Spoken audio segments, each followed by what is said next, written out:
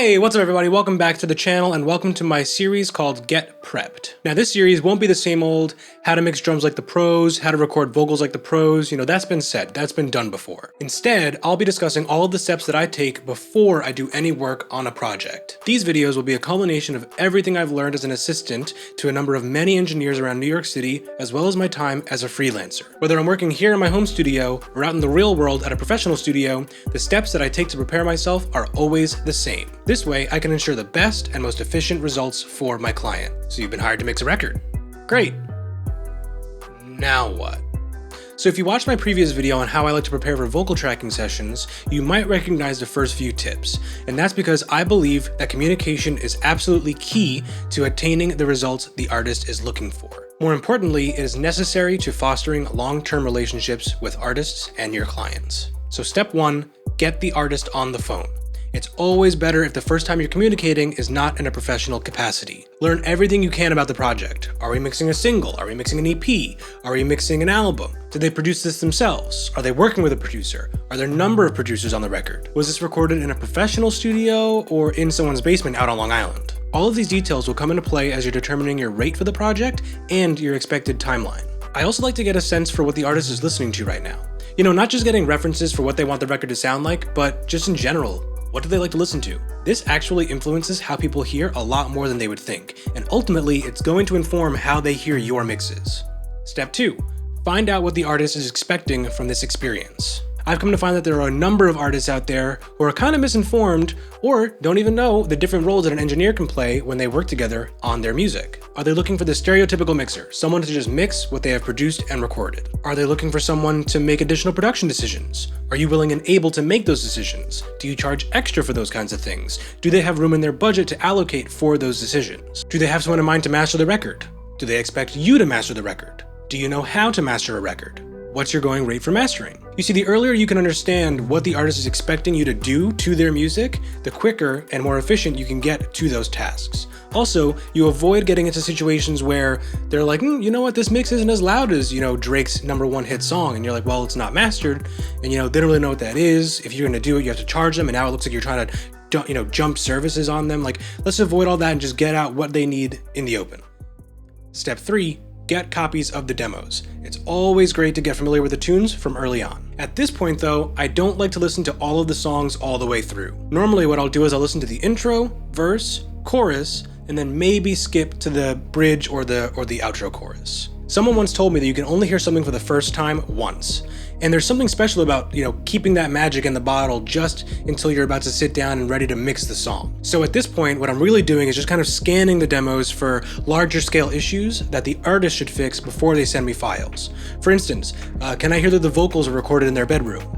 Can I hear that the drums were recorded in a garage? Is there distortion or clipping on anything that shouldn't be there? Are there any time adjustments that seem unintentional that maybe I have to kind of warp the drums and the bass together to get them to gel a little bit? Really, I'm listening for, is there anything that I'm hearing that I cannot fix myself or that it would be better for the artist to fix? Step 4, find out how they're going to be sending files to you.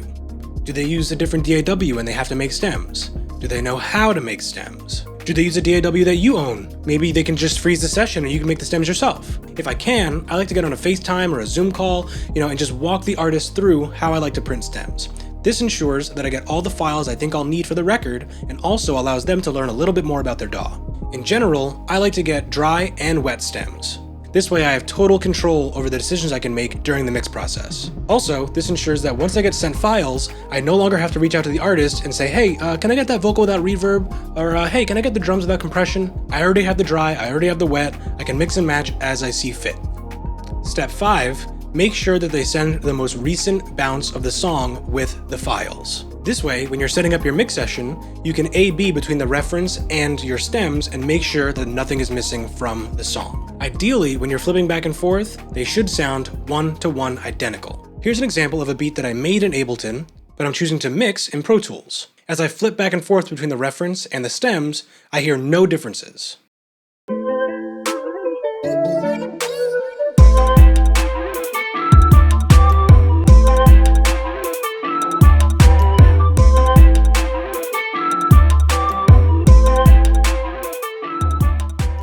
If there are some differences, you may have to do some detective work with the artist.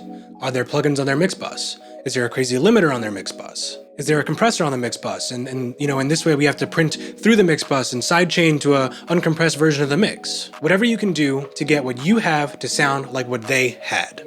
Step 6, or maybe this is more of like a step 0, have a mix template. Nothing is more intimidating to an engineer than a blank Pro Tools session. Whether you're mixing in Pro Tools or Ableton or Logic, Nuendo, wherever you like to, do your mixing, it's always better to have things set up in a way that's familiar and easy to navigate. Plus, having some tracks ready to go with some plugins you know you're going to use and that you like to use will definitely speed up the mix process.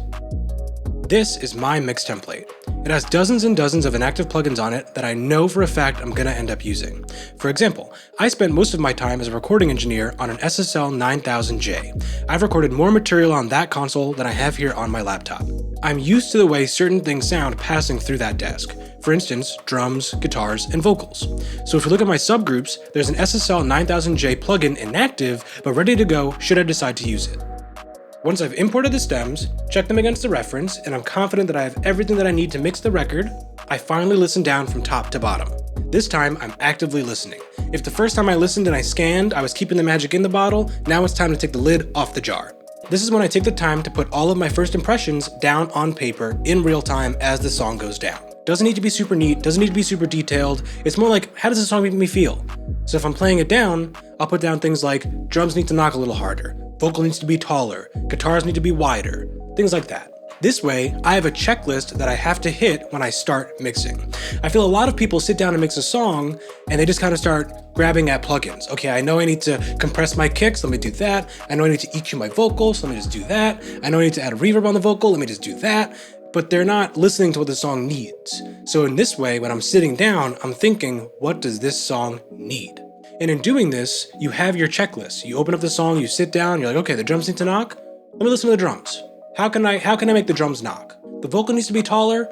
Why did I say taller and not louder? What can I do to make them feel like they're standing up a bit against the mix and not that they're, sitting inside the mix? And this is how I generally attack mixes. I do this until everything on my checklist is done, and then I listen down. And if I notice something, I add it to the list. And then I do this again and again, every single time I do a mix pass. And ultimately, we're not looking for the perfect mix. I don't think that the perfect mix exists. What I'm really doing is just trying to get there to be nothing on that list. And ultimately, once I'm done with my lists, I'm gonna give this to the artist. And the artist is gonna give me their list. And we're gonna repeat the whole process again. We're gonna just check off every one of their notes until there are no notes left. I feel like taking this tactical approach to mix is foreign to a lot of people, but at the end of the day, staying organized will keep you efficient and help you get the results that you're looking for. All right, so you've spoken with the artist, you have all the stems, you've checked them against the reference, you have everything you need to mix the record. You've had to listen down, and you've made a little checklist for yourself of what you think the record needs.